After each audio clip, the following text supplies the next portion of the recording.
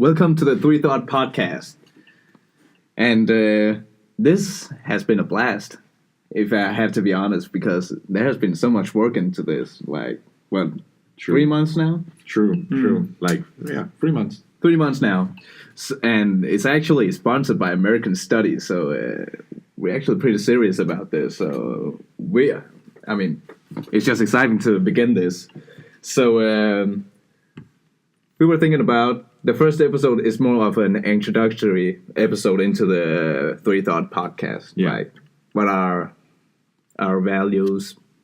What is our goal with this podcast? And that's what we're basically going to talk about today. And then we're going to talk a little about the American Studies program, because since they're sponsoring it, we have to give back, right? And we're going to talk about humanities in general, because True. That's a pretty good way to start this podcast, because that's something we have a lot of opinions on. So let's start with the introduction. So we're going to talk about what this podcast is about. But before I do that, let me introduce the other host on this show. Yeah, my name is Christopher. People call me Bubba. And I'm pretty liberal, but I guess we will come into that later, because you will see pretty soon. Yeah, and my name is Casper. I would be pointed as the more American conservative front, but basically, as Baba said, we would discuss that later on in another segment. Yeah, and then my name is Denne, and what can you say about me? That's the hardest thing, I think. It's I would just characterize myself as a person with a lot of opinions. The wild card. Yeah, the wild card. You never really know what I'm gonna say, but it's something I have put a lot of thought into. So it's not just something I say coincidental. That's the interesting part. So the debate is not gonna be so generic and boring.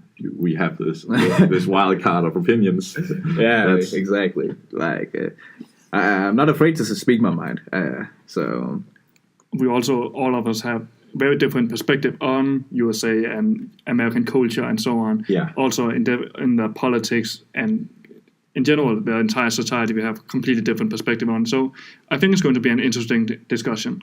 Yeah, true. Yeah, exciting. Yeah, exciting stuff.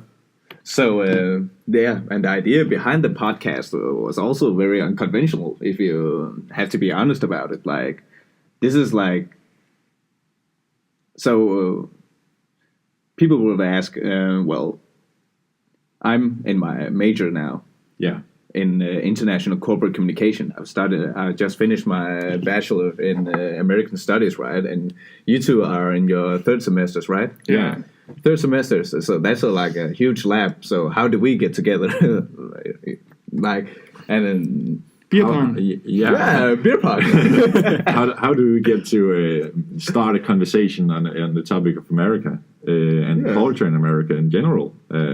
You could say that we basically started with interactions in drinking and partying. And in typical Danish manner, let's just say that. Because it started with me, just playing beer pong because I played competitively and I needed practice that summer. And you guys was just guys I knew who were still in Odense, right? And what I quickly found out when we talked is that we're pretty good at discussing certain topics, and not only discussing, really come into an enlightening conversation. Really, that's really hard in our time. I really do believe that, because you two are really exceptional at that. And that's the thing that made me think about the podcast,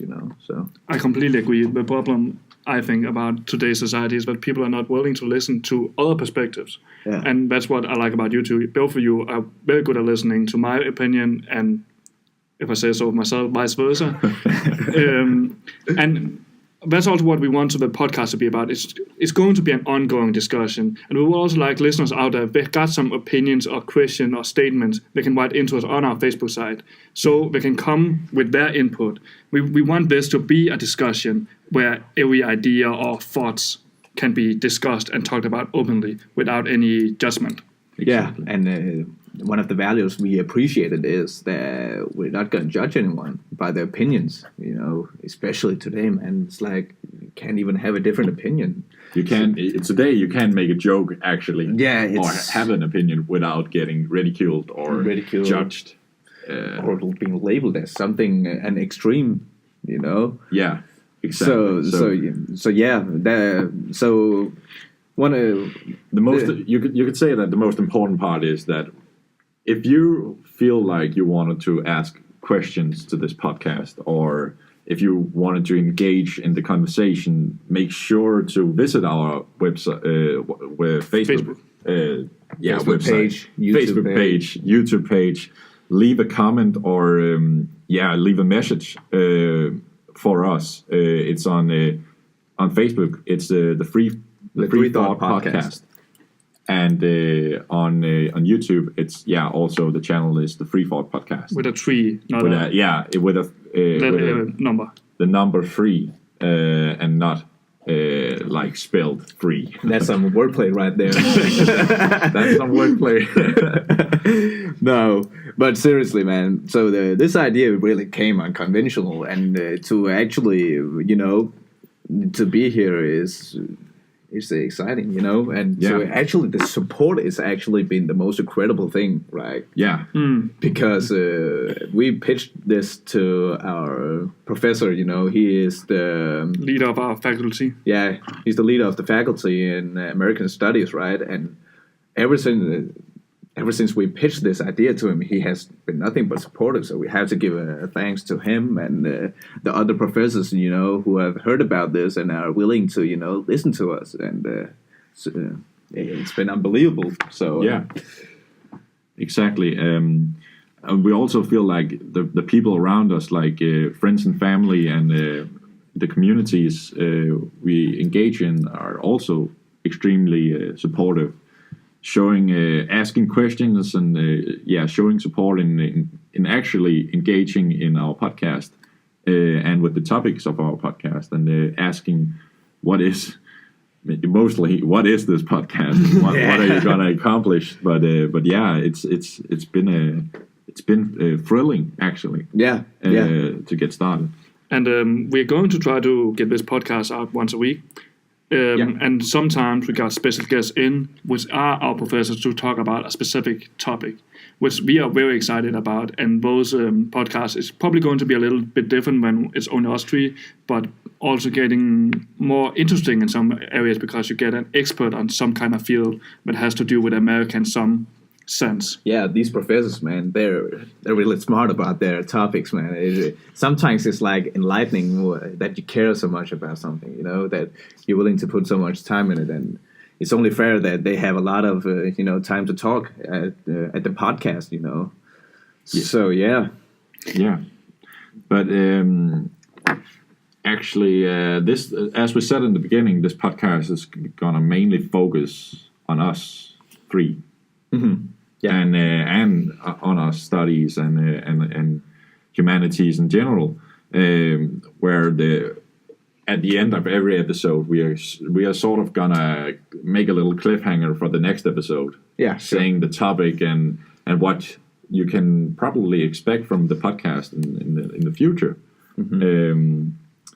And as we move on, there may be some points you say, oh, I'm going to listen to this and find this very interesting. And there's going to be points where you say, I'm going to skip this. I'm going to skip this one. But mainly we hope that everyone out there who's listening wants to be part of this and ask questions. We're going to leave segments where we're going to take individual questions and try to answer them as best as we can. But if you're at each end of each podcast, if you have questions for the next podcast which relates to the topic we're going to discuss, leave a question for the professors, engage if they're participating, if they're participating, and the people who comes to visit us, So yeah, let's talk about what we feel about the U.S. We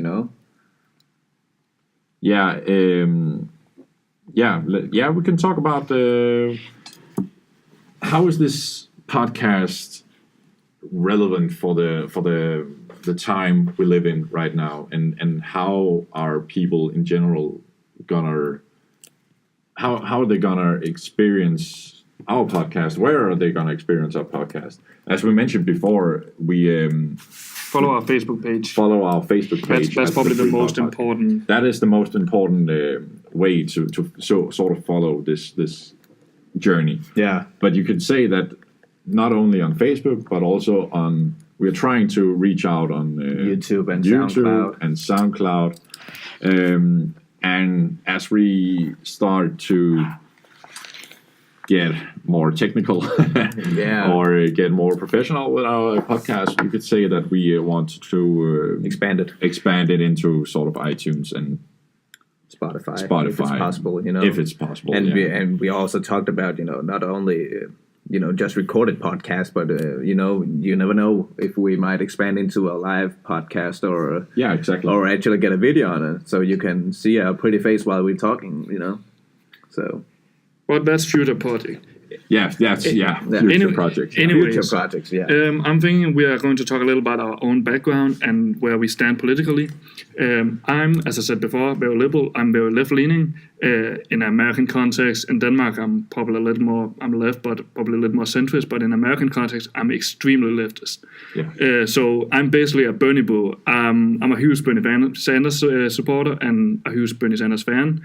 And I personally think that's the way America should go because of the huge economic problems they have with the inequality between rich and poor. And when it comes to American studies, one of the things I'm very interested in is African American experience and how they have been treated throughout history and how they still continue to be treated. I'm very interested in how the system marginalize a group of people into different sections, which gives all different kinds of problems in terms of racism and so on and so on. That's basically where I am in terms of American studies and my political leaning. Yeah, exactly. And for me, as I mentioned before, I may be a slightly more conservative leaning, but actually I would also say that I'm maybe because people see me as more conservative leaning is because I tend to have a more liberal, laissez-faire view of the American economic system. So I may be a believer in the myths of the old American exceptionalism, where America is sort of this land of rich opportunities and sort of the land where you build your image on the final frontier. So yeah, I don't know if it's me living in this delusional world, but I would say that my views in today's time are perceived as more conservative and maybe more Republican leaning in America. I actually don't have any affiliations with any potential candidate in America right now, but in the past I have respectively more leaned towards characters like Ronald Reagan, and in some cases I thought that the idea brought forth by conservative Republicans like Nixon pre-Watergate, if you could say so, were interesting ideas that America should return to this sort of believing in the old American ways, if you could say so.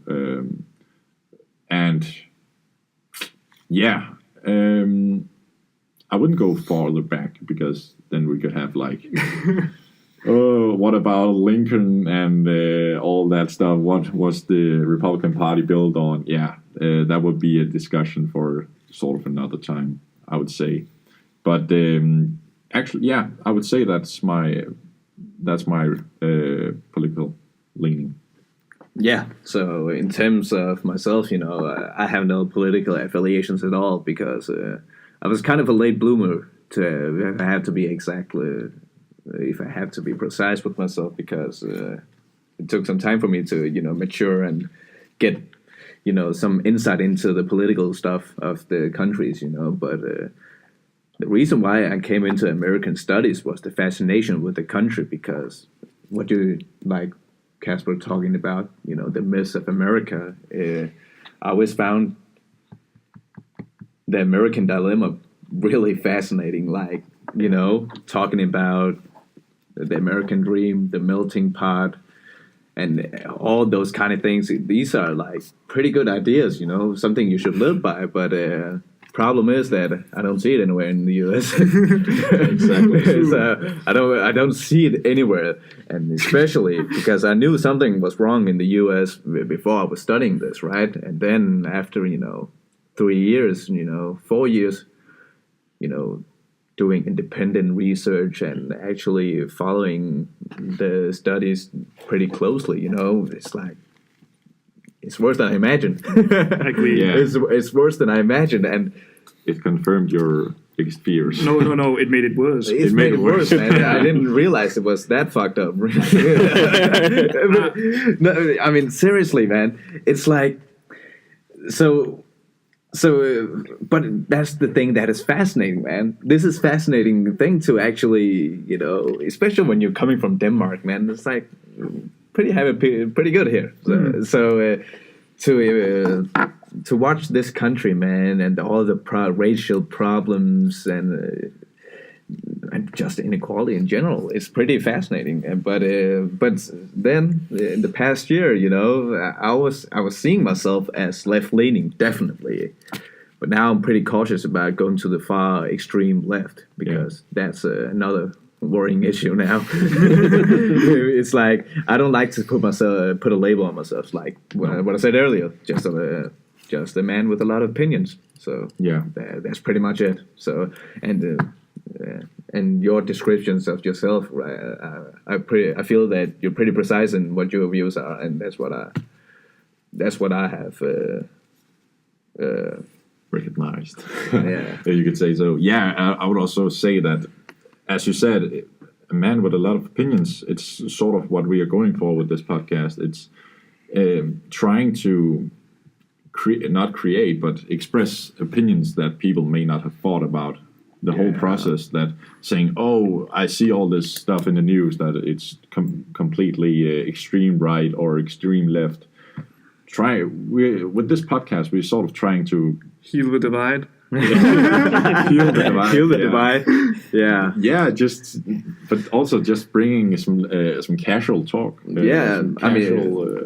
Interviews, the discussion of ideas. Yeah, one of the most important thing is like appreciation of other perspectives, like, because everything is not that clear cut, man. Exactly, not at all. It's like you're gonna find out most things aren't clear cut at all. Yeah, there's just a lot of layers to this. Yeah, there's thing we call life.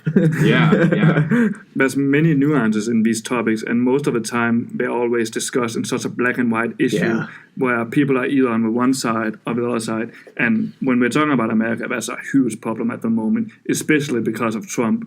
It's us versus them mentality, and we want to talk about this thing more openly in a more nuanced way, instead of just putting someone in a box and then putting the other people in a box and then see them fight, because nobody is going to learn anything from that kind of discussion, and people are not going to listen to each other if you're going to do that. It's like cultural warfare everywhere. Yeah, it's like if you don't believe in my opinions or have the same perspective as me, you're my enemy. It's like, in terms of that's how it is constructed, like in the media in the US, right? And I just think, man, it's like people are getting out of touch with their reality, because they apparently a lot of assholes have found out how reality works. Yeah. Yeah. I mean, it's crazy. Yeah. For me personally, I think it happened so fast, for me, but maybe because I wasn't politically active, Yeah, as you said, and also like Baba said, you can ignore the elephant in the room with the election of Donald Trump. Yeah. It came for some people as a huge surprise, but not to brag or anything, but I already like what is it now? 2, 3, 1 year into his 1 year into he announced that he was going to run for president. I thought that like this guy, not because he has an impressive sort of past, because he may be rich, but he's not like the most successful entrepreneur. He has a lot of failings in the economical system and private sector, but not enough about that. I said that this guy, he has the possibility of winning this election, and people sort of looked at me and laughed and said, "You know nothing about this, the American process and the American politics, and yeah, you must be dreaming, man. You must be smoking something." But no, I said that sternly. I said that this guy, he's going to win this election, and people just said no. Go with Hillary or any Democratic Party member, because every news station said, the Democratic Party is going to lead and they're going to win everything, and they're going to be not even a little bit left for the Republican Party. People actually have year into the electoral process said that the Republican Party, if Clinton was going to win this election, they said that the Republican Party was going to dissolve in some kind of way, say that they could never recover from this, and all of a sudden Trump is sitting in the White House. Yeah, it's like crazy, man. But yeah, it is what it is. So and I think a lot of people don't think about the context. That's what we are learning about here in America. So they don't think about the history and the context for a president like Trump could get into the White House. People think this is some kind of new thing, that this is completely out of the blue. It's a complete shock to the system. And if you look at it, it's not really that shocking. I understand the idea that you had President Obama, the first black American president, for 8 years, and then they elect Donald Trump. It's like orange is the new black. Yeah. But this entire idea that it came out of nowhere, that's not true. This bipartisanship and in American politics, which is now have developed into the last 20, 30 years to hyper-bipartisanship, where it's a group mentality, it's Republican versus Democrats. Republicans and Democrats used to work together on a lot of issues. Yeah. Now they basically don't work on anything. Democrats and Republicans don't vote if it's a Republican that's controlling the House and the Senate, Democrats will almost exclusively vote against it, and vice versa. Exactly. And that's one of the big problems about American politics now, that you are either a Republican or Democrat. There's no in between anymore. Even though that is mostly independents that is going to decide who is going to win the presidency and so on. The way politics have developed has been into a system where it's either or. There's no in between anymore. Yeah, I mean, the thing about Trump, man, is like, I actually have a funny story about this, because I was actually 2-3 weeks before the election, I was like, I had this gut feeling that I think he's going to be president. Like, it was a gut feeling, man, especially considering, how Hillary bamboozled Bernie Sanders, during the premier election, and afterwards, the whole thing about the emails. Yeah, that one. I mean, that day, man, we were, funny enough, in the Friday bar, drinking beers, playing beer pong while we were watching the election, right? And Erin, she's a professor from San Diego, incredible person, really, really smart, She's really a good professor, so shout out to her. Shout out to her. So I remember talking with her, and she was like, she asked me, who do you think is going to win the election? And I told her, I feel it's going to be Trump. I think Hillary screwed it up for herself, man. Agree. I mean, it was. I mean, I think a lot of, especially us three, we had the feeling that Trump didn't win the election. Like, no, exactly. Hillary lost the election. Exactly. Yeah. I mean, she lost the election. I mean, she made a lot of mistakes, man. Especially when it comes to the identity politics. I was just thinking, what are you doing, man? What are you doing? You're like, imagine all the men who's not gonna vote for you now. Like, imagine that. I'm with her. Like, what are you doing? And the whole thing about then labeling Trump supporters as idiots and racist people, misogynist, deplorables. Yeah. It's like, that's not how you're gonna unite the nation, and you're not gonna win the election. No. As soon as you began to play those games, because everyone knew what Trump was going to do. Yeah, he was gonna play by division. Of course, he's good.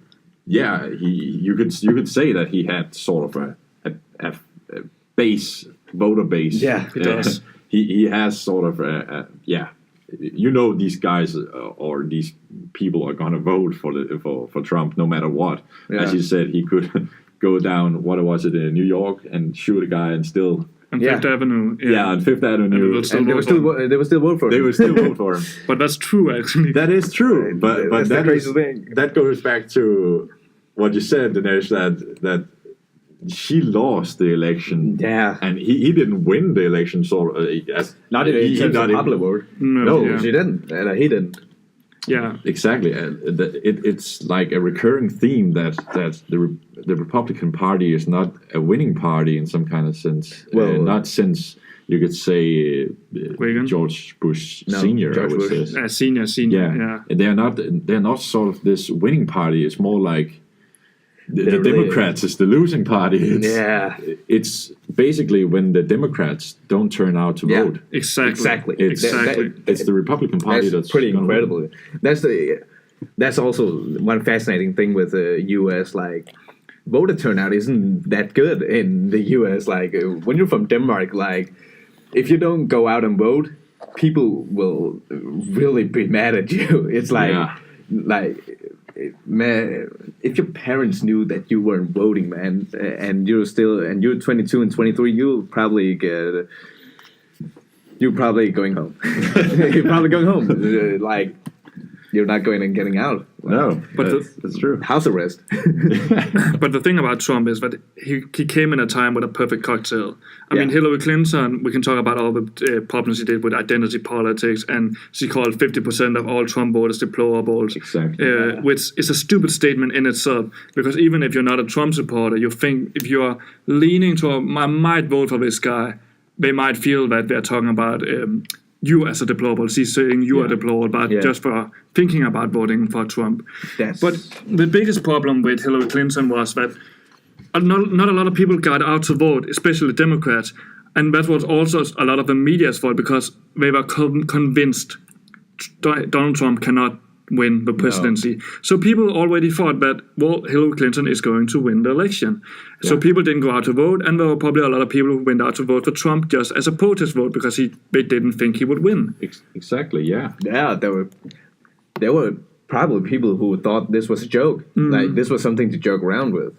This is the U.S. Yeah, exactly. You're actually voting a guy or a woman into the office of the most powerful nation in the world, militarily-wise and economic-wise, maybe also political influential-wise. They are. But I actually think that in hindsight and in the contrast to our studying of American culture and people in general, you can't say that an election like this is sort of black and white. No, you have to look at the different nuances and the different ways that people interact, and saying that this election is a shock it's too simple to say in some kind of way. It was a shock, but the thing is, it shouldn't have been a shock. I mean, if you looked at it and actually studied these things, it shouldn't have come as a surprise at all. We have seen these things throughout American history. And people sometimes go up and vote for extremists because they do not feel heard. It was the same with George Wallace in the southern states, the Deep South, where they voted for George Wallace even though that he was an extreme racist. And it's the same thing with Trump. And not to compare him with George Wallace, even though that he has his tendency. He has his moments. Yeah, he has his moments. But the thing is that people think this came out of the blue, and it didn't. It shouldn't have been a surprise at all. And that's the worst thing about Trump. They didn't take him serious. I think the biggest problem was that this guy was so flamboyant and so rude. You never seen a presidential nominee being this arrogant. Like you might have been racist, but you were never arrogant about it. In the same way that Trump has been. Like. Mm-hmm. He's special. He is special. I mean, and also the powers of sensational news, man. Yeah. He's like an expert in it. Like he knows how to make headlines. Yeah, that's the thing he's really good at. Exactly, so you had to give credit for that because he played a game and he knew how to win this game. Exactly. And Hillary just jumped on board. And she took the wrong train, man. One of the most interesting things about all these media headlines that Trump keep getting and all the scandals that Trump keep getting was the fact that he got a scandal, basically a new scandal every day. Yeah. So one scandal drowned the other out. Therefore, that even though this is the most scandalous president candidate that have ever won for president. Yeah, I mean. But because he had so many scandals, people completely forgot about him. There was one new every single day, so people couldn't remember which scandal there were a week before. It's normal. I mean, I can tell you how normal it is now. So in our studies, right, we always make some introductory lessons for the new students who come into the American Studies program, right? Yeah. So we go to this trip where. Basically, it's a very Danish thing where we go on this trip to another school and then get hammered in 3 days in a weekend. It's pretty rough, actually. Yeah. So what happens is that we always make this kind of competition between the students. You know, we move them in different groups and they're participating in these activities. And one of the activities was. Is it Trump or fake news? So basically, it was a game where we put 10 tweets, and then you're gonna guess if it's Trump or fake news. I was very proud about that quiz. Yeah, it was a good quiz. It was a pretty good one. That's how normal it is because if you can sum up 10 stupid tweets. Yeah, it wasn't even tweets. Some of it were quotes he literally have said. And it was difficult. And some of them were so stupid that you could just put them in the tweet and people will believe it was Trump who wrote it. Mm. Like, that's how normal it is now. Yeah. So, new times. And sort of to return to the idea of studying America, I would say that people are certainly going to ask sort of the idea of studying America, what can you bring to the table? And what we are doing right here, what we are doing right here is sort of bringing the nuances to the idea of elections like this. And I just think that this election and many other topics in America is interesting to look at in different perspectives, and especially with three different, maybe different, but not completely different in all kind of ways, different opinions like ours. I just think that it's a sort of a great discussion to have. I believe that maybe if not this podcast, then in the future, if people could discuss elements like this with nuance, we would have certainly a better, not future because that would sound like a commercial, but we would have some more respect and some more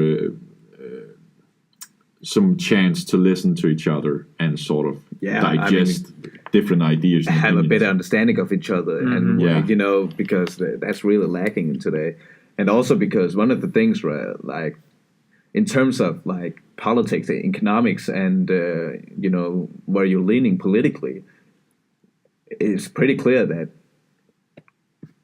us two, like me and Casper, we disagree a lot because you're conservative, right? Exactly. And I'm very left-leaning in terms of American politics, because I would definitely vote for Bernie Sanders, but that's but that's more of a thing with the character of the person. You know, I really see this man and his character, like he's really fighting for something he believes in, and that's something I value much in a person. So we disagree there, but in terms with Bobber, it's like we could disagree when we could talk about gender relations, like race and gender, like, you know, how much do we believe in gender fluid people, or how much do we believe in those kind of things? Like, we have a lot. We don't have a lot of things in common when we think about it, but we're able to talk about it. Yeah, and that's why this podcast is perfect. You know, because we can get these different perspectives. Basically, as you said, it's interesting to see that even though I lean conservatively or more conservative as a fact, we can all agree on some elements that we think would better the future of, for example, the American people, but also the discussion of said ideas or said problems. So we try to not box it in and say that, oh, just because I said I affiliate with a more conservative Republican side, that means I don't understand the idea of, for example, pro-choice versus the pro-life aspects, or it means that I am 100% pro-guns and every man should have a tank in his backyard. I think that and also why I want to make this podcast is because I agree on a lot of parts with you guys, but I also disagree with, if not as many parts, but I have certain different. I believe that we want the same thing, like for people to live better, for people to have happiness and the opportunity to security, and just sort of elevate their life, their status in life. But I think we have, and not only that, just become better people, you know. But when we're talking about American studies, one of the difficult things about American studies is such a broad subject. I mean, we can talk about politics all day, but there's also a lot of history and culture, and literature for that matter, racial relations. For example, one of the things we discuss a lot also, and we know one of our professors, Anders, he's very much into is culture wars. Exactly. And that's actually a pretty big issue in America. They have this culture wars when we're not only fighting on political grounds, we are fighting to have a dominate culture. And I don't think you see that in many countries. In Denmark, we have basically the same culture in terms of we have our shared values, and we might have different values in some aspect, but most of the time people respect other people's way of life. In America, this culture wars, it goes deep. I mean, just an example with one of my favorites, the war on Christmas. Every single year Obama was president, because he said Happy Holidays instead of Merry Christmas. It was a war on Christmas. And it's such a pointless discussion. But it came up every year because it was a culture war. We are losing our culture. It's like, it's crazy that you could care something about as little as Happy Holidays. I mean, come on. it just comes to the point where it's getting ridiculous in many ways. It's like satire.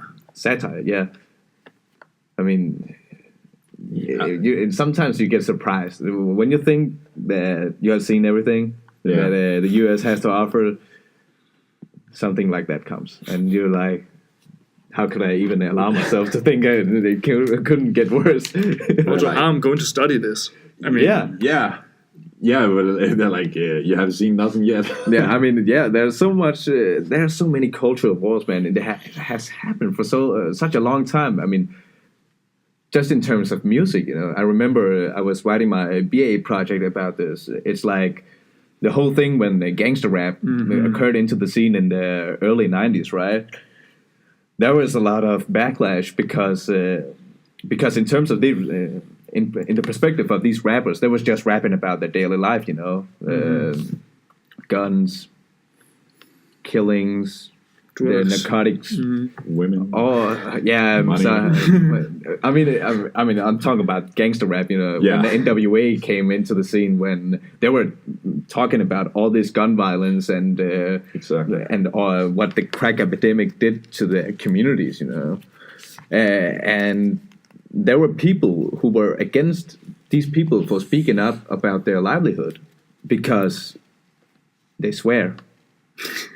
And that's so ridiculous in Denmark because most Americans probably don't know this. Maybe most Danish don't know it either. But in the U.S., they censor a lot of the music. So if you say something they consider inappropriate, they bleep it out, or they had to they had to change the lyrics in order to play it on the radio in the U.S. Right? In Denmark, we actually get the explicit version. Have you seen the new Kanye video on where he did it live on Saturday Night Live, and they have to change the text? Yeah, because the text is "You're such a fucking whore, I love it."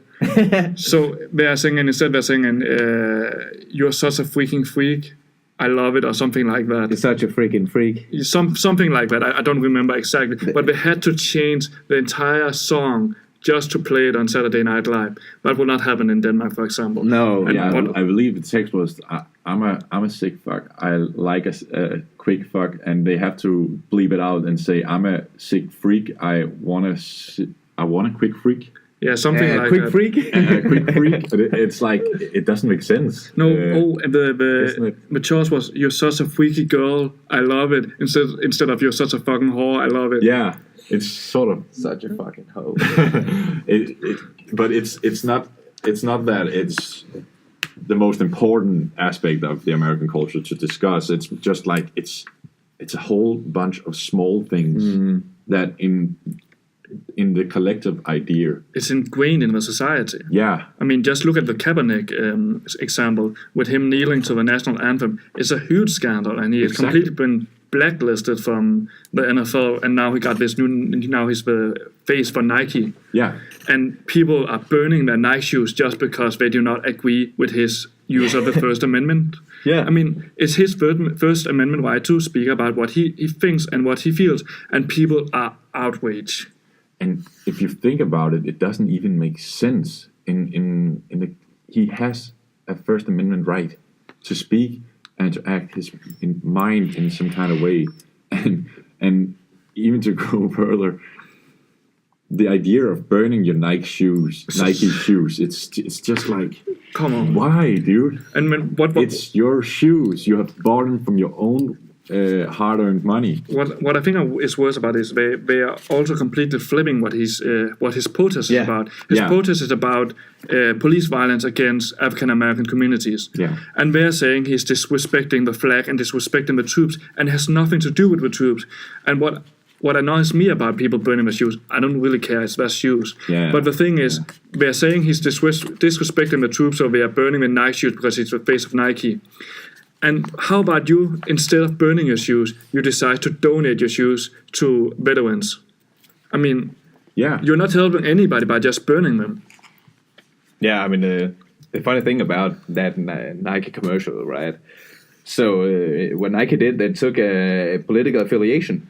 They did. They're on the side of Kaepernick, Yeah. And what they did after the backlash of the Republicans, conservative, who didn't like Kaepernick, quote unquote, disrespecting the flag. They made this commercial, and then they provided 4 steps like how to burn your Nike shoes. So number 1 step was like, don't start the fire inside. Second. No, wasn't the first step buy a pair of Nikes? Yeah, I think so. Yeah, first one, buy a pair of Nikes. And then don't burn it indoors. And then step a couple of feet away from the fire for it to burn, and then extinguish the fire with water, so the fire doesn't spread. And then they made the Nike logo where they say "Just do it," but then they say "Just do it safely," and I found that seriously hilarious. That's brilliant. That's really brilliant. I love the first part. First, buy a pair of Nike. Yeah. So, and that was so hilarious, man, because I had this assumption that Nike capitalized on Kaepernick's situation for profit, because of course they did. That's the first thought that always. But I don't mind it. I don't mind that, right? But did it do it for solely for profit? And that advertisement actually convinced me that, okay, maybe they are actually feeling that Kaepernick has the right to, kneel for the anthem.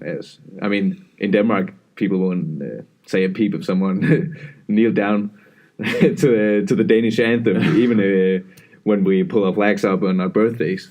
Exactly. Yeah. You could put it in a contrast to the Pepsi commercials some years back, where you have one of the Kendall Jenner. I can't remember which one of them it was. But I believe it was Kendall. I switched their names around, but yeah, you have this protest going on in the background, and they play all this music, and all of a sudden people starting handing Pepsi colas out in masses, and to the police. And all of a sudden you see the police, and they are sort of ready to strike, and she hands the policeman a Pepsi Cola, and they enjoy it together, and peace. All of a sudden, peace, love, and harmony. And people took this up to protest, like in Charlottesville, and handed out Pepsis to everyone, and it didn't work. And you just sort of looked and say, "This is a bad commercial." It doesn't understand the aspects. But that's the interesting part about Nike with Colin Kaepernick's commercial, because that's actually a great commercial. It is compared to Pepsi's commercial, because Pepsi wanted to get into this movement, but they were too afraid to take the step and side with somebody. The signs were join the conversation. What does that mean? Yeah, join the conversation, where Nike is basically going out saying, we support Kaepernick. So they take a clear side, and a lot of young people like that they are taking side with somebody. So that's why Nike's commercial worked, and Pepsi's commercial was a complete disaster. Exactly. It's like the whole thing with the Pepsi commercial, man. I just get the assumption that it's just like a far stretching of never yelling at your kids. That's what I think. So if your kid does something wrong, you say you have to show them which side you have to be on. But no, let's just take a stand. It's like he's breaking my PlayStation, and I give him a Pepsi. Yeah, and you can say that as we talked about what is American Studies in some sense, this is actually American Studies. It's where you can use it, for example, in the Pepsi commercials and the Nike commercials, to discuss how to go about a situation as the culture wars, as we talked about in America. Sort of what you can clearly see that the Pepsi commercial and Pepsi in general didn't understand the idea or what was going on in America at the time, because it became sort of a joke, and Pepsi became sort of a joke. And you could say that, as we discussed, that Nike is sort of Nike is sort of getting woke, if you could say so. I wouldn't actually use that. But they as we talked about, they understand this. Yeah. So what we talked about in the past hour, like, that's American Studies, and we're going to talk more about it after this break. So get into the specifics of American Studies. So yeah.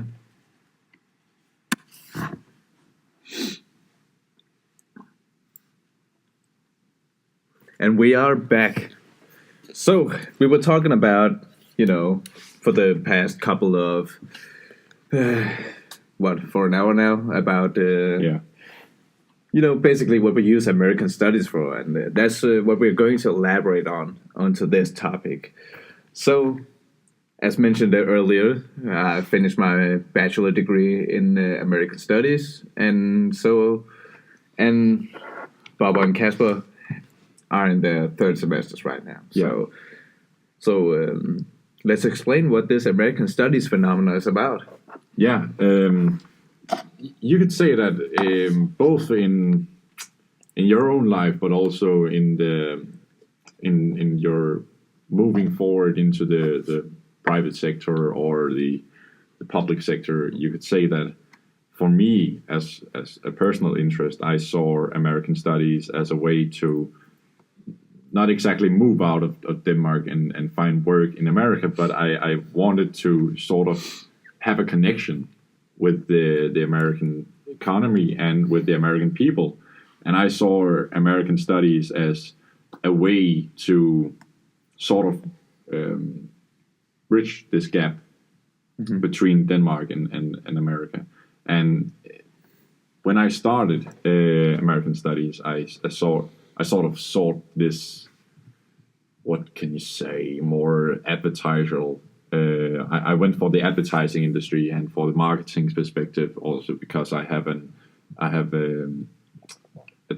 sort of a degree, if you could say. I've studied a more economic side. Gymnasium. In what we would call gymnasiums. I don't know. It's like high school. It's like high school. Yeah. So I saw this more advertiserial, more marketing basic industry between America and Denmark.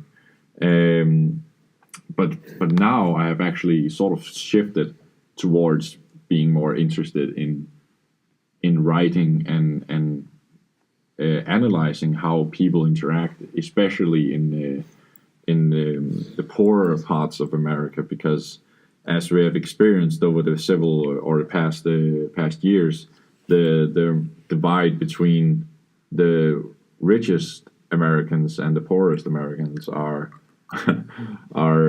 becoming larger. It's expanding and it's not good. It's not good. No, it's really not good. And we have some answers, but we're not quite sure that people are understanding the serious aspects of this change in both American lives, but also in terms of economy, it's not good. Yeah, in terms of the economy and the global economy.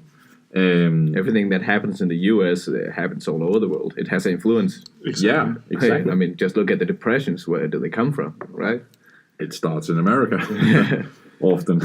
Yeah. So, but just to finish off, I would say that what I'm going to use American Studies for is sort of creating a voice or creating an understanding of why things are as they are and how we can come out of situations that bring depressions and poverty to sort of bring it to a more middle ground and sustainable future, basically.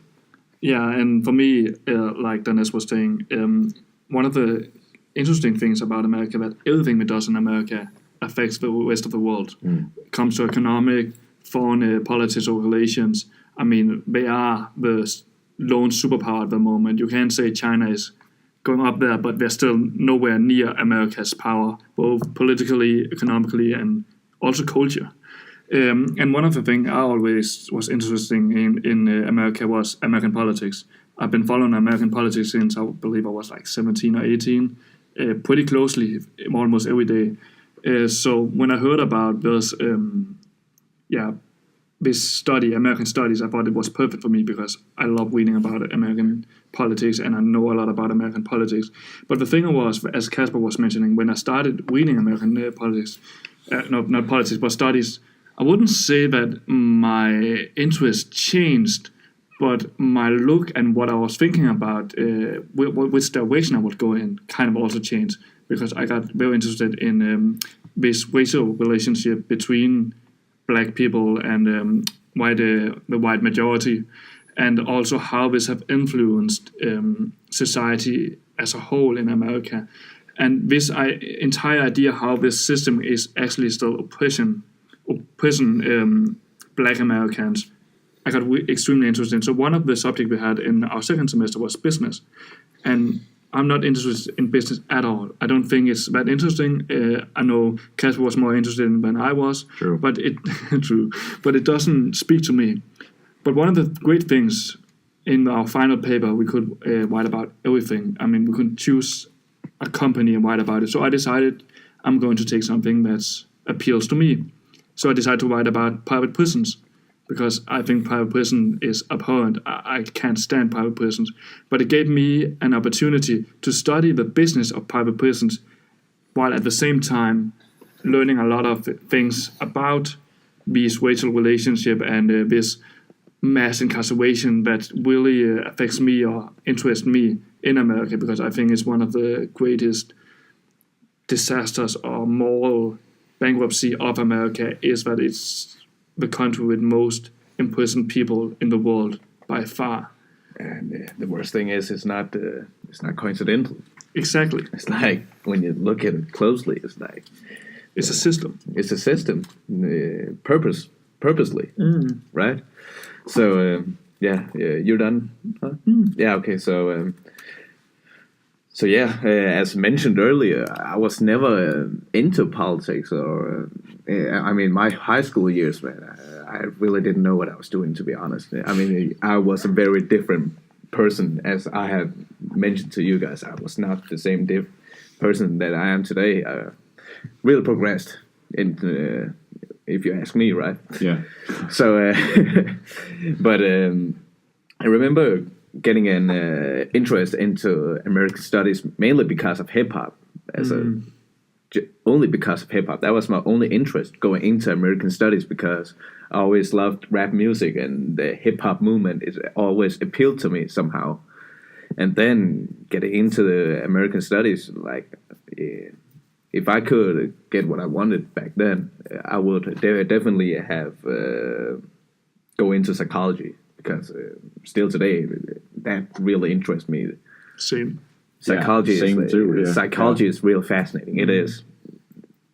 But I knew I didn't have the grades for it, because I was a slacker in high school. Like, really. Same. I mean, seriously, you wouldn't understand. You can't understand how different I was back then. Man, you changed. I changed. I was really not disciplined at all. So and it was my own fault, because I know that. Yeah. You know? So when the last years of high school, there was really a huge process of maturity for me. And going into the American studies, I don't regret it at all, because it's like I started going into hip hop mainly, right? That was the high school paper I wrote about. Then the BA project, it was like social constraints and opportunities in Compton. So it's not like I moved away from it, but now I just feel like I'm not afraid to, go in and talk about business. Used to hate business. Yeah. Now it's like I see the interest in it. And the political stuff, would never touch the political topic when I was in high school. So all of this, it just came with American studies. And that's what I really think about American studies. Like, it's like the humanities really help you in a lot of ways to put things in perspective, not only to society at large, but to your own, to yourself, right? So now, what am I going to do with American studies? Now I just want to study. Because now I'm in the international corporate communication, but I had planned to being a professor. And to those people who know me, I do think I can be a professor. Like, people don't take me serious when I say that. But yeah. Yeah, like you were saying, the great thing about American studies is it's a field made of all kind of different fields. So you have business side, you have politics, you have humanities from literature, and so on. History. Exactly, history. So you get, when you're studying this as a whole, as we're always talking about, you get a completely broader picture and a different perspective of America as a country, because you see all these different aspects intertwined into one society, and you can take something from politics and see how it affects business or how business affects culture and so on and so on. Yeah. As you said, it's sort of connected. We came for different reasons in some kind of way, but we can't not acknowledge that everything has a link to the other aspect. So I came for a more business-sided view, but I can't, as I have experienced in studying American studies, I can't ignore elements of, for example, the culture wars, as we have talked about, and I can't not acknowledge that there are certain problems in the American systems that keeps people in place in some kind of way, because I had this very, I would say, in the old-fashioned liberal, classic liberal way, I had this view that everybody in America starts from the bottom and gets to the top, and they all have the same opportunities. They all have the equal rights, and they all just do what you can to make sure your life improves itself. Mm-hmm. But as I engaged in the American Studies program, I've learned that not everything is so black and white. It's not like, oh, you all have this right that no one else in the world has. You have different livelihoods and different elements in your life that affects your chance of succeeding, and you have to acknowledge these aspects, not only from the business side, but also from the cultural side and the history side. So first I actually have a question for you, Casper. Like, yeah. Have you maybe thought about the thing, because I do get that sometimes, especially when you're growing up in Denmark, right? Yeah. You kind of have that perspective, like everyone has the equal grounding to, prosper in society. Yeah. Like that's how Denmark is built up, like no one gets left behind. Yeah. Like that's one of the things I love about our country, right? Like especially me being an immigrant, my parents coming from Sri Lanka, it's like putting that perspective, like if I was grown up in the US, I would probably be a little fucked, just consider it, like maybe have you thought about that? Maybe because you come from Denmark, maybe you had that kind of perspective that, well, maybe it's just if you just do your part, then you'll prosper in society. I don't actually know where this idea started, because as you said, I live in Denmark, so why do I have this idea or strive for this idea that you have to I wouldn't say that Denmark is not having this idea of work hard, do what you can. No, not at all. Succeed. You're your own master in some kind of way. But I would say that in Denmark we have this sort of safety net. Yeah, and definitely. we also have what we call the Jantelov, that makes sure that you can't sort of culturally acceptably, you can't sort of say that you are better or more or worth more in the cultural aspects in Denmark and get the approval of others, because we sort of lift as a collective. Yeah, we have a more socialized economical system. We have a more socialized cultural perspective than the American people. In America they historically have focused more on the individual and to create a homogeneous individual. Yeah. So I don't know where it comes from. I just, maybe it's because of the lack of this aspect in my everyday life or in my perception of Denmark that I saw it in the American Studies program. But I don't think it's that different to have that kind of perspective of America, because when you look at America, there's a lot of these myths and legends. Yeah. And it's because America is built up on these great ideas in a lot of ways. I mean, some of the ideas were revolutionary at the time. So these ideas that came out of America and just with the Declaration of Independence and so on, if we move the entire slavery part. But the thing is, these ideas... Slavery? What? The ideas America had were some ideas we still believe in today's society. Yeah. But the thing is with America, it has never lived up to these ideas they came with, like Thomas Jefferson winning while he wrote the Declaration of Independence, but he was a slave owner. It's completely a paradox. As you said, Denne, when I knew America was fucked up in a lot of places when it come to race relations, but I was also shocked at how bad it is. I mean, it's in an entirely different level, and this American exceptionalism they have basically portrayed out to the rest of the world that we are exceptional. Yeah. It's no wonder that a lot of people have this idea of America, but when we go down to America as a society, they have never lived up to the ideals that they are saying they value. Yeah, it's like one of the things that Bernie Sanders actually said this. I didn't know he said this because I always thought to myself like that was the truth, right? For example, the whole American dream, I don't believe it is in America. Like, I firmly believe that is in Scandinavia because, again, to the thing about, growing up an immigrant, it's like very different because you're starting from the absolute bottom of a society. Yeah. That's where you start as an immigrant. Like when my father, he came to Denmark in 1986, right? Yeah. And in 1986, because of the civil war in Sri Lanka, so there was a lot of Tamil migration into different parts of the Western world, and Denmark was one of the places they migrated most to.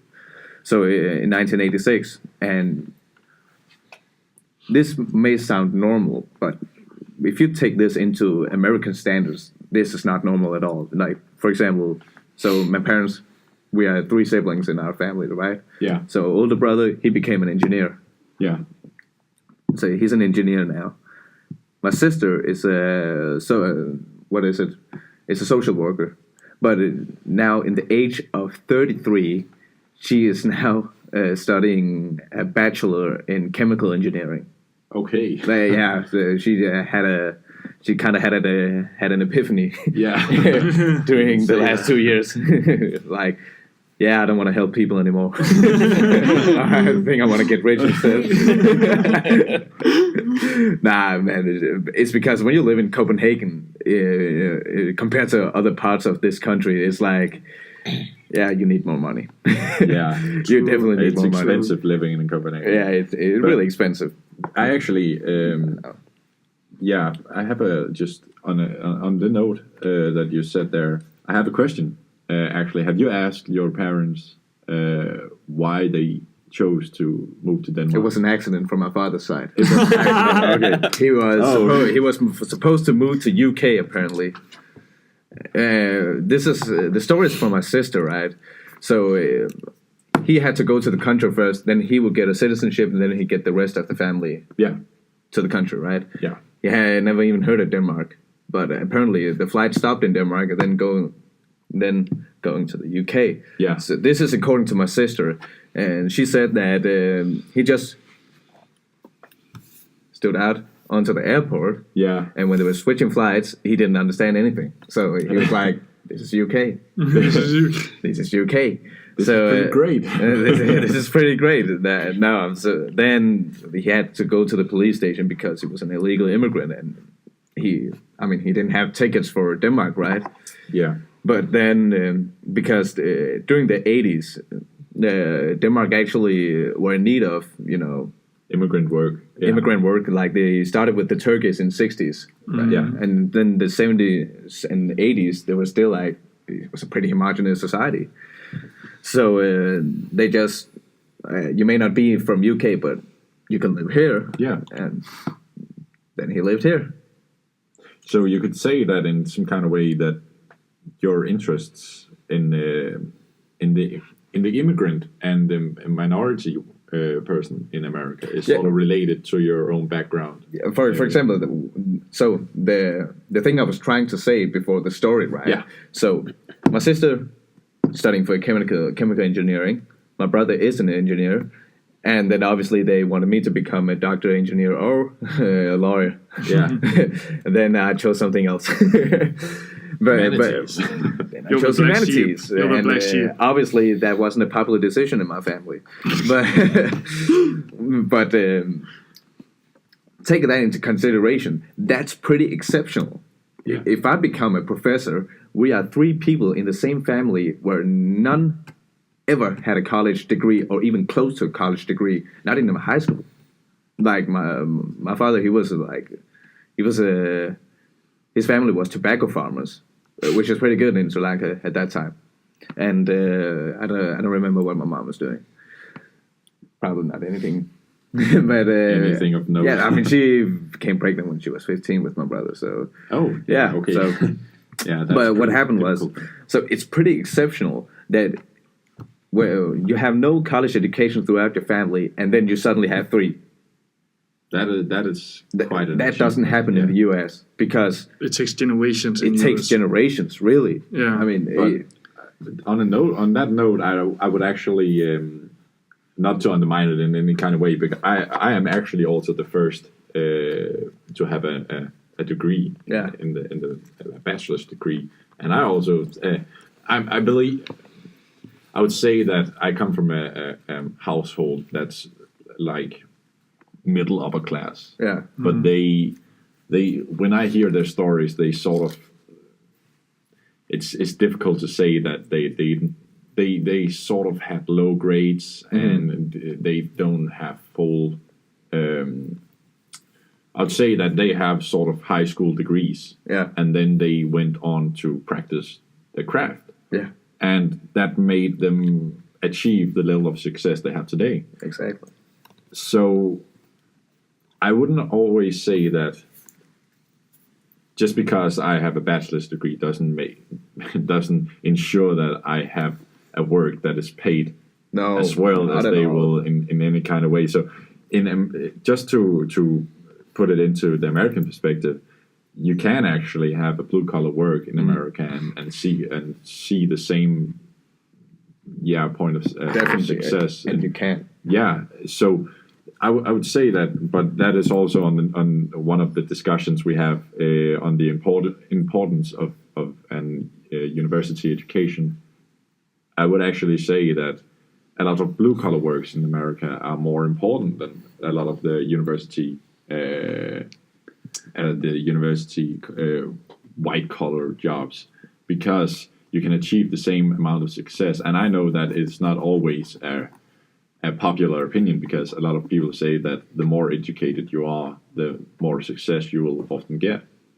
But it's not actually always true. No one is claiming that. So I think. No, I'm not saying, but we had the problem in Denmark for a couple of years back that the government asked more young people to seek an academic, academic field, but when they came out on the other side, there was no job. Yeah. I actually don't agree with the blue collar work. I mean, I get what you're saying, and that definitely you can be successful as a blue collar work. But the problem in America, especially now with the economy, is that most blue collar work is going to be automated at some point. True. Yeah. So if it's going to be, if they're working in some kind of industrialized city or whatever. I mean, for example, Detroit with the what's called car manufacturing. Yeah, the car. Yeah. All of this is going to be automated at some point. So I think that's a huge issue that's going to be in America for people who don't have a college degree, that they cannot find a job that's high paying enough. We can also talk about the minimum wage and so on, but that's a topic for another day. That's a topic for another discussion. Day. I think it's important, especially in America, to have a college education, but there's also the problem with America is, compared to our perspective, is a lot of people can't afford a college education because they go into huge debt, and a lot of people just go personally bankrupt because they cannot pay their student loans. Yeah. Also, if you ever get a job after it, I mean, the time it takes for you to pay off your student loan is no joke. It really is no joke. You can use a lifetime of paying that back. Yeah. And that's something where, like, Which affects entire society. Yeah, I mean, it really does, because first of all, you don't have if you don't have parents who can pay for your college degree, it's so hard to get educated, and you have to think about, of course you can make it in terms of blue collar work, like, of course, but that work is getting scarce. It's getting scarce because everything is automated. Yeah, that is true. So education is the way forward, and it becomes more and more important. And in the US, you definitely have a problem with people getting educated, because it's the same people getting educated. And also, when you think about the district income system in the US, that's another thing that just keeps getting harder for poor people to get educated, because their schools are not good enough. Like, economically they're not good enough. It's because, as you were talking about, the tax system in America is where the place you're living, you're paying taxes for the school from your housing. I mean, all the income in the district goes to the public funding. Exactly. So if you're living in a poor area, your school is going to be extremely underfunded. Yeah. And that's a terrible way to put up a school system, because these people who's going to these poor schools come from a start there at a disadvantage from the start. And it's become extremely difficult to get up and get a higher education if their school is underfunded and not very good. And if you talk about inequality, we're getting bigger and bigger between the richest and the poorest. This is something that will get even worse. So, a lot of problems. Yeah, and you could say that in trying to understand all these problems, it has become more useful to sort of seek where the problem starts and where the problems are going. Because you could say that, as I mentioned before, with the blue collar works and white collar works and the importance, and as you said, with the automation of the blue collar works, it is becoming more important to educate yourself. And as we try to educate ourselves on the notion of the American Studies program, we learned that with our skills, we can sort of analyze these fields or these elements of the American people and the American culture, and hopefully utilize them in a way that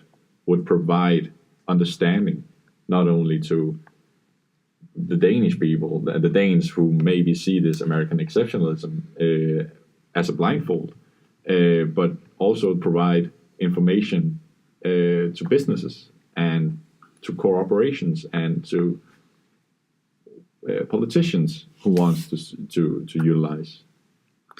And that's exactly one of the things that American Studies can be used for. We can analyze the society as a whole and try to see where the problems are and try to fix them, either from a business perspective and see how you create a good business culture and so on, or you can do it from a political system, or just from a cultural perspective, from a community you work for, like the government, like in some kind of city and so on. But the skills we are learning in American Studies can be used in these different types of environment, depending on which way you want to go, because we have a broader look of all the areas instead of just focusing on one simple thing. And a greater cultural understanding. Yeah. I mean, for example, one of the things that really highlights what American Studies can help you become better at is actually looking at the different perspective of things. For example, I remember writing this BA project, it was, again, the social constraints and opportunities, Compton. Well, I analyze how the district is, how well the district is doing. Obviously, it wasn't doing very well when your main income is drugs. So you kind of see the metrics of how they determine how good a city is, and they just failed everything. F employment, F in education, F in terms of opportunities, F in terms of education. It was crazy, right? Yeah. And then you had to think, well, how can this be? Then looking at it, Compton was actually supposed to be suburbs for white people during the 60s. But it was one of those suburbs where when black people moved in during the civil rights movement, the white people actually fled from the area. So these areas, if you know anything about housing, it's like there isn't a consistent value. There's a perceptual value. Yeah. It's how much value you, in terms of perception. So many people thought, if there are black people here, then this neighborhood is going to be bad. That's perceptual value decreasing, right? Yeah. So that creates inflation in the area because people with jobs, they're moving out and they're going out. So again, district income is getting lower and lower. Well, so now we find out, this area was supposed to be white and a suburb, but then it becomes a ghetto because of racial matters. Yeah. And then looking at racial matters, why did black people move so much into California? Well, during the Southern migration in the 1960s, a lot of Southern black people moved to California, and this is where they moved in. So it's pretty incredible, all the things you learn about certain topics of American society based on hip hop. Based on hip hop. But based on hip hop, that's where I learned all of those things. Yeah. And then. So not only did I learn anything about hip-hop, I learned about society at large and learned about racial matters. I learned a little bit about housing, which I never thought I would learn about. That's what I like about American studies. That's one of the things me and Casper are studying a lot in Reporting America, the subject we have, especially about housing. Yeah. And as you're talking about, it's crazy, this idea because the idea, and it's not because that the white people living in this area are racist. They might be. They were racist. Yeah. I know but what I'm saying is that some of them might not do it out of a malice intent. But the fact that a black family moves in, they are thinking their value of their houses are going down, decreasing. Exactly. So they can't sell it for their original So price. they are moving out, and more black people are moving in, and there's still nothing wrong with the neighborhood. So a lot of black people move in, and because the value of their houses is going down, that's also creating a systematic problem for African Americans, that their value of their houses are decreasing a lot just because of the skin color compared to white people from white suburbs. That's the craziest thing. I mean, one of the things we also talked about. So this is what you can use American studies for, not only in American context, but in Danish context too. I mean, wherever you live. So one of the things, we were to this PhD seminar. Yeah. So, and this was so important, man, because we're also going to talk about this later with humanities, but this whole thing with why you need, what can you use American studies for? So he was a college professor from Indianapolis, right? Yeah. They actually have the college right here. It's something with IUIPDU. That was the short one. Yeah. So I don't remember it, but he was from a college in Indianapolis, right? And he was fascinated about the American Studies program in Denmark because he talked about that we need more people from American Studies because the cultural understanding is lacking in terms of other educations, in terms of other fields. Yeah. In the college campuses. So, for example, he put this case where it was this poor neighborhood where there were predominantly Indian population, right, in this district, and they were supposed to make this park where people could gather around and they could play football. Or just gather around. Just gather around a park where people could meet each other and, something social. A social place to meet with one another, right? Problem is they made a lot of football fields and baseball fields. Mm-hmm. So the problem is, if you know Indian people, they're not really interested in American football and baseball. They're more interested in what Americans call soccer, which is football. And cricket. And nobody used the parks because of that. Yeah, nobody used the parks. So all the money that was used onto this park was a waste because the people who lived in these districts, they couldn't use it because it didn't suit their interest. So they asked some of the people, why are the people around this district not interested in the park? Well, because they don't think it suits their cultural values. Because baseball fields and American football fields doesn't really... It's not part of their culture. It's not part of their culture. I mean, they're not even interested in it. So they actually had to talk to the people in there to actually create soccer fields and cricket fields. And not only that, but they also... because they made they made the park so that you can make barbecue in different places in the parks, right? But they were only like small families, like American, like a typical American family, like a mother, a father, and the daughter's son, exactly. 2 to 3 kids, right? Yeah. But Indian people also have a lot of children.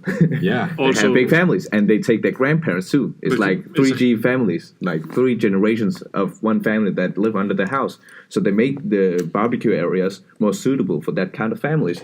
And if they had someone who had American studies or just a humanities background, they will have the cultural understanding of how to make this park suitable for the people who lived in there. And they will have saved millions of dollars because they had to rework the entire park. Yeah, exactly.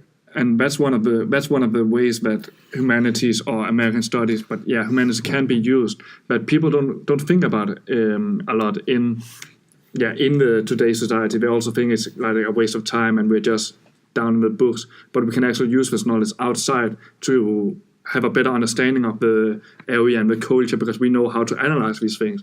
Yeah, exactly. He is also one of those people, like, you know, considering in a PhD program, like, I'm really interested in the urban redevelopment plans. Like that really sounded interesting. Also, you know, looking at my BA projects is always about those kind of things, right? So yeah, but also because you talked about starting to research urban development in general, and he made it very interesting to start this project. And you wouldn't exactly say that, what kind of profession or what kind of education does it take to go into urban development? Yeah. You will think about engineers and city planning, architects, but actually you could use preferred use the humanities as a field as an educational field where you kickstart your work into the urban planning elements. Yeah, because you get this deeper understanding of people, and you are building parks and building complexes and housing and everything that has to do with urban affairs. You're building that with the people in mind. You can't just look at the numbers and the statistics, and you can clearly hear from that story that the urban planners that built this park with the American football fields and baseball, they just thought that, but in America, there are only Americans living. Yeah, they're only living Americans, and they are all generic, and they're all this one family. It's right? just a monolithic culture. Yeah, and like no, and you don't get the sense that the people planning these fields had any contact with the people in general, and you would get that contact in the field of humanities. Also, when thinking about it, that thing about Indian more interested in soccer and cricket, it just seems like a basic knowledge. Yeah, I agree. Because when he gave us this case, right, and he talked about, well, what do you think the problem was? And I was thinking to myself, well, obviously I know because I'm Tamil. It's right under India. Yeah, first part, right? But still, I was like thinking, this answer is too simple to be answered, and obviously not. But just when he was talking about the story, and they said they built football fields and baseball park in the park. We were laughing because if it's majority Indian, that doesn't make sense. Yeah. So that's what we mean. It might be basic knowledge for us, but I think that's obviously not. That's probably our ignorance from humanities. But we are studying these things, so we think a lot in this way. But they do not, because they have all this technical knowledge that they can use to how to design a park in the best way possible. I don't know anything about that kind of stuff. No, we maybe, as you said, it's not about us designing a park. It's maybe us discussing the outlook and the outline of the park, how it should be, or who it's going to be addressed to. It's more about how do they want the park to be used. I mean, they want the park to be used. That's self-evident, or else we wouldn't build it. So it's more, how do we get the park to be used? And that's the kind of questions people from other kind of fields do not ask. And that's what humanities often, even though humanities get a bad rap about it's being a useless subject and you can only teach and so on. Useless field. Yeah, useless field. I mean, it's absolutely appalling to hear something like that.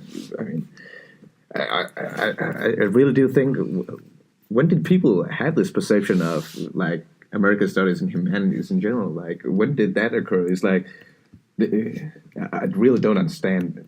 I mean, I believe that somebody or someone maybe have already done the research, but it is, like you said, appalling to even consider that you don't need humanities. Like, I mean, even if you look at the Bible, there are no evident truths in the Bible, but that's not the whole point anymore. No, it's how we use it. Yeah, how we use it and perceive it. How we interpret the whole thing. Like, there. Even if you're not religious, if you're not religious at all, there are a lot of lessons to learn from religion. Like, you can't get away from that, or philosophies in general. And that's so. One of the things I always say, right? Oh, you think humanities doesn't matter in our society? Well, what do you do when you get home? I watch movies. Okay, then what? I listen to music. Okay, then what do you do then? I maybe read a book. Well, what do you think those things are? Humanities. Exactly. Because you have to use, in some kind of way, you have to use your brains to do all these things, and you have to think about both the music elements and the movies. You can't stop nobody watches a movie and just switches off. No. They think, oh, what did I just watch? How do I feel about it? And then they go to listen to music and say, oh, how does this make me feel? And what do I want to do with myself after I've listened to this music? And what kind of book do I want to read? And what do I want it to tell me? All these elements are found in the humanities. Yeah. Like, one of the thing about humanities, why it gets such a bad name, I think it's because a lot of people think when you're looking at sciences, if somebody do a revolutionary piece of work or whatever, if we find a cure for cancer, that's something that the entire society understands, and man can see, whoa, that's a big breakthrough. But the thing about humanities, we are working more in the shadows. We are like the glue that's holding society together. And people say that. Yeah, and people don't think about that because we cannot see directly what kind of work humanities does in society, so we believe they don't do anything. And that's because we are the people who who are making society as it is. We are sticking society together instead of just doing something new, revolutionary idea and changing the world with some kind of medical breakthrough or whatever. And that's what I believe humanity has to be better. They have to be better at communicating what humanities as a field can be used for. Yeah. Like the whole talk we had done for like in a half an hour is like all of these things is what you learn through American Studies and just in humanities. Like, it's so incredible that people have forgotten that, just as Robert said before this podcast, like, humanities was actually the original academics. That was the whole basis of universities. Yeah. Like, there isn't a clear truth to a lot of things, and those can't be proved scientifically, like philosophy. You can't say that's just a bunch of bullshit because they actually do. make you think about some really hard questions. Yeah, that's where all the great ideas come from. That's philosophy. Philosophy, right? So, moving in from American Studies to humanities, I mean, everyone who studied American Studies have run into this question. And I think this is pretty true when I say every American Studies scholars must have had this question once. At least. Yeah. At least once. And I'm really putting it mildly when I say once. Yeah. Like when we get asked, when people ask us, what do you study? Well, I'm in the American Studies program. They always say this, especially if they're from the natural sciences faculty or any kind of science faculties. They always ask, well, what can you use American Studies for? And what do you do? And what do you do? What are your job opportunities? And it's like it's just become a joke around this table. And it's also stupid because it's difficult to answer because it's such a broad area that you can go into all different kinds of fields. Journalism, you can be a teacher, you can be you can work for an advisor for a business or and so on and so on. Yeah, human resources. Exactly. As we said, also urban planning, public relations. You could elections, very important. Yeah, you can use it for. You can use it for everything. To be honest, except the areas where you work with pure science, right? Yeah. Like if you're talking about biology and so that sort of things, then it's pretty hard. And maybe, just maybe, we can't build a house. Yeah, we can't build a house. We can't. The goal is not to build a house. The goal is not to build a house, but maybe to understand what kind of house that should be built, or understand, or express to the people surrounding this house why this matters. Yeah, I mean, I don't fault people for being ignorant on humanities because that's what the media does. In terms of Denmark, like the politicians, man, they're giving humanities a hard go in these times. Yeah. But it's like I have a feeling that it's actually switching. Like people are realizing that maybe we shouldn't be hard. Like, of course, I mean, without humanities, I don't know. You won't have a functioning society without humanities. There's a lot of private business who's starting to hire a lot of people from humanities because they have a lot of resources that they didn't know that they needed. Yeah, they're downplayed like communication. That's pretty important. Yeah, they're like me studying international corporate communication. Like that is really important with how you're portraying yourself to the world. In terms of organizations, right? Exactly. So the whole thing about the humanities. Also, the funny thing, like, this theory that I had, like, I heard Casper, he actually has done it in praxis. Like, if you ask an engineer, or let me put it this way. If you're studying in the humanities department, right? Yeah. Everybody got the question. And you have gotten the question, what can you use it for? I mean, my mom is pretty sure that I'm getting homeless at the end of my study. But if anyone is, and you can see that they're actually going to pop up the question, right? Try to give them the question first, even if that's an engineer or economics, biology, anything. Ask that person, what can you use your study for? Or not use your study for, just ask if someone, before that person asks you. So, Casper, would you like to talk about your case? Because he actually used this in practice. I was just talking about it jokingly. Yeah, we used it as a joke. That whenever we get asked, so what do you do? And we say, we study American Studies, and it's a field within the humanities. People immediately ask, what can you do? What can you use it for? And what do you do?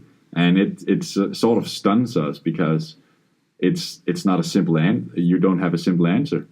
But then we joked about the idea of us as humanities students or students of humanities to ask a field or a person studying the field of maybe engineering and science, medicine, doctor, whatever. Exactly. So what can you use it for? Or so what do you use it? Yeah, we were in the Friday bar, and Casper met a person who was, I don't remember what's biology or engineering or something. I believe it was engineering. Yeah. And Casper was immediately like, what can you use it for? And I remember laughing out loud because his face was just completely numb. He didn't know how to respond. He didn't expect it. He didn't expect it. He had never heard that question before. And everybody who studies humanities have heard that question 1,000 times. And we just laughed because, well, I wasn't there, but as you guys put it, like, people were literally laughing because this is the question that we always had to answer when we get the people to know about our studies, right? And someone who is studying what was it, engineering? I believe I don't remember, but I believe it was engineering. Some kind of engineering. Yeah, some kind of engineering, and this guy couldn't actually answer this question. And as you put it, it was like they beat me in my own game. Yeah, and I hope this was a lesson because, like, the ridicule of humanities, man, it really is something that really. It really makes me think about where we go as a society. It's like because we're doing good with technology. We're doing really good, and one of the things, another thing that we learned about, right?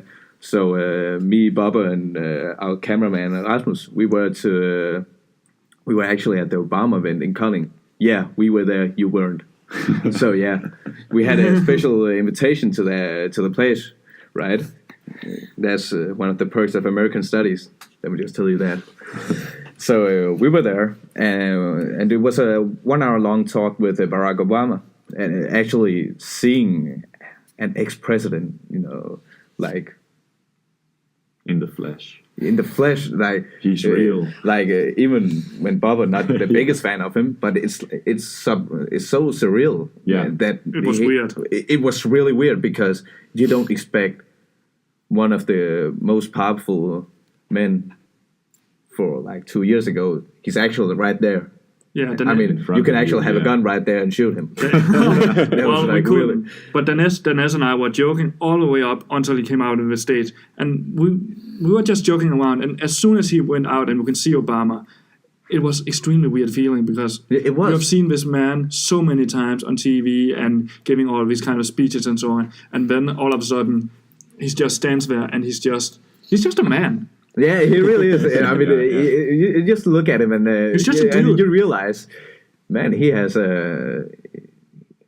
looks like a good basketball player. I mean, he really not because he's black, but I mean, like he's pretty lengthy. Yeah. He's pretty lengthy, and he's pretty slim. But he also talked about mostly the importance of the STEM fields, the science, technology.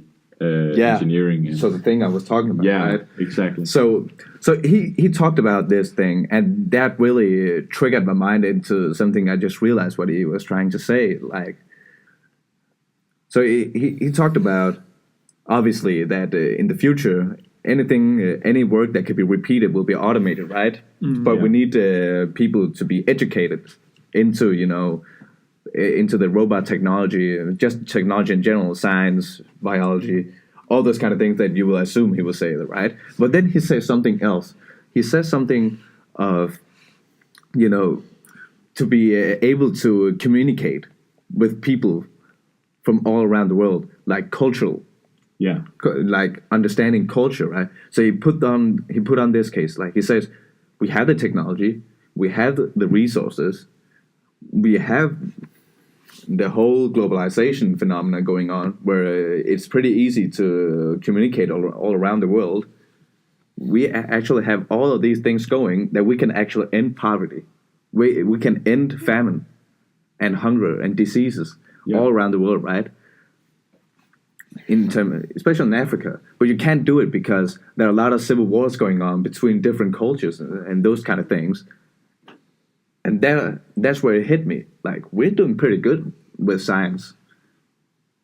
All of those stuff is humanities. It seems like we're lacking. Like with the Martin Luther King citation, right? The whole thing about we have guided missiles but misguided men. And that's actually where, humanities is the solution to that.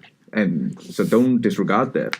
Also, the thing he said about humanities, that because of automation and robots are taking over jobs, and especially with this new artificial intelligence, a lot of communication jobs can be completely automated. But the thing that humanities can, but a robot do not understand, is this culture and analyzing different ways humans behave. Robots are extremely bad at doing this because we only work in this binary code. We cannot see it from all kinds of different perspectives, and that's where humanities can come in and be a great help and a great asset, where the technology simply cannot go there. At least not yet. Maybe in 100 years or so. Who knows? But I've seen how it's like. It's just the whole thing about the backlash of humanities. It's like it's just a whole lot of people who are not able to understand it.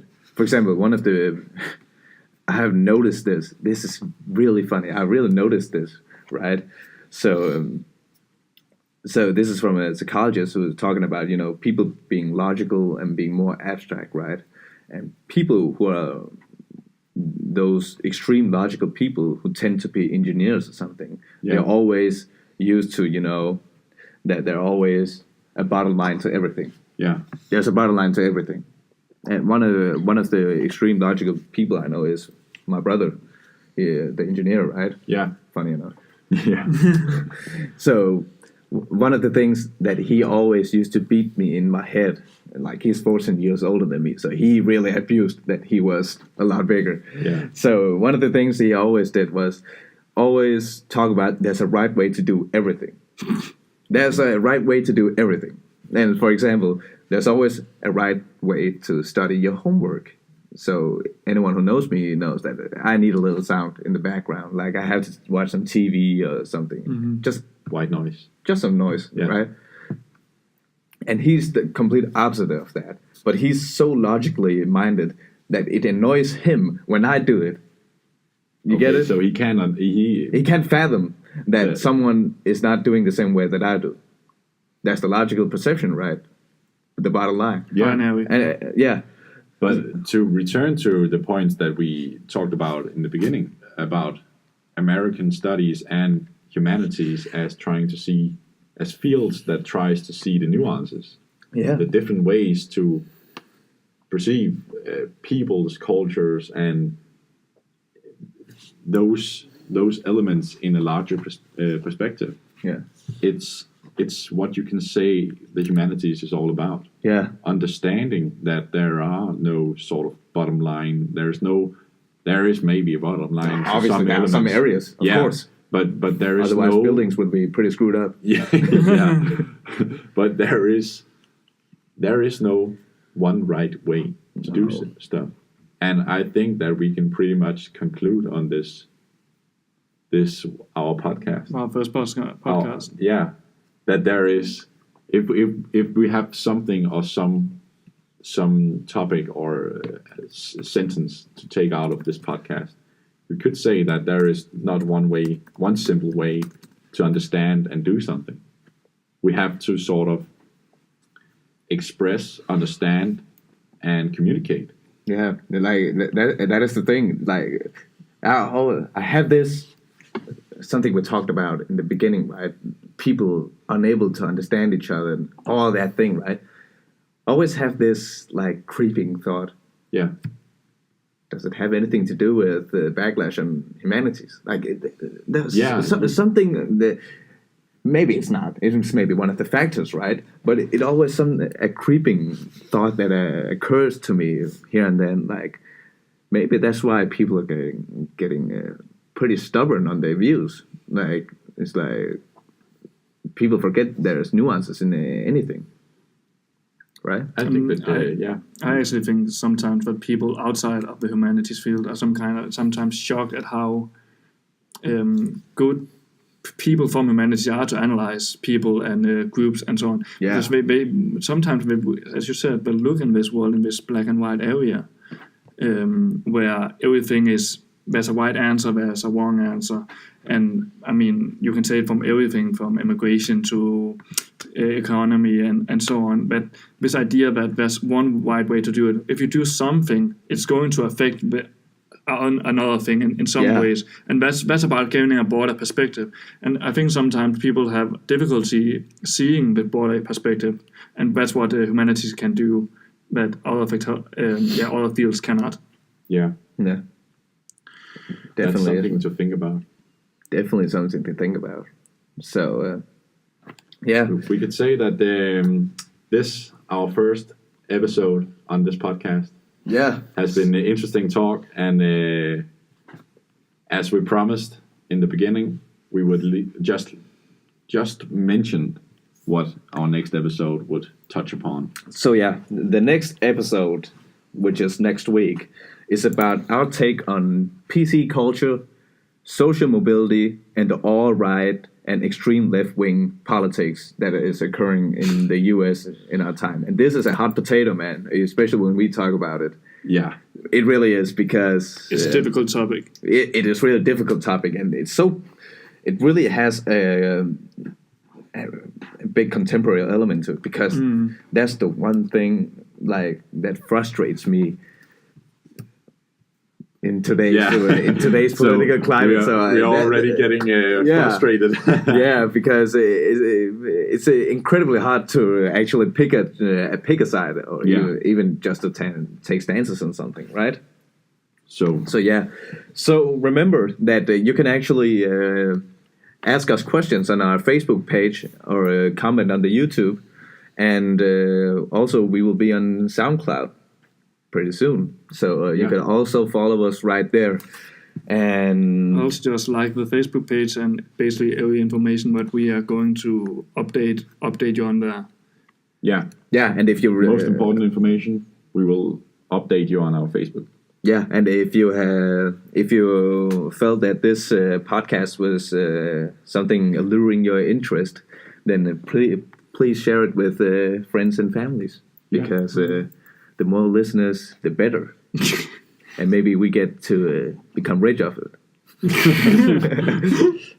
Yeah. So, see you next week. See you next week. See you next week.